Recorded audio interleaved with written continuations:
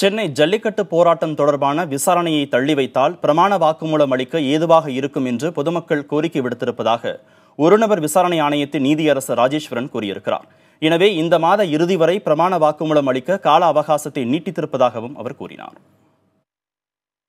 பொதுமக்கள் எங்களுக்கு தபால் மூலமா எழுதியிருக்காங்க, நீங்க தயவு செய்து இந்த விசாரணை கமிஷன் தேதியை கொஞ்சம் தள்ளி போடுங்க, நாங்க வாக்குமூலம் கொடுக்கறது தாமதமா இருக்கு, என்கொயரி கமிஷன் டேட்டை நீங்க தள்ளி போட்டா நாங்க தயார் பண்ணி கொடுக்க தேதுவா இருக்கும் சொல்லியிருக்காங்க. அவங்களுடைய ரிக்வஸ்ட் ஏற்று மேலும் மற்ற ஊர்ல இருந்து வரணுங்கிற ஒரு சந்தர்ப்பத்தை எதிர்பார்த்து நாங்க இந்த கூட்டத்தை கூப்பிட்டுருக்கவங்கள உங்க மூலமா கொஞ்சம் நீங்க ஊடகம் மூலமா பத்திரிகை மூலமா கொஞ்சம் விளம்பரப்படுத்துங்க, தைரியமா மக்கள்லாம் வரட்டும்.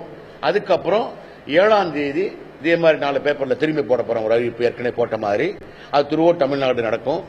அதையும் பார்த்து மக்கள் வர வேண்டும். அதுக்கு எப்ப டைம் கொடுத்திருக்கோம் சொன்னா இந்த மந்த் எண்ட் வரைக்கும், ஏப்ரல் கடைசி நாள் வரைக்கும் கொடுத்திருக்கேன்.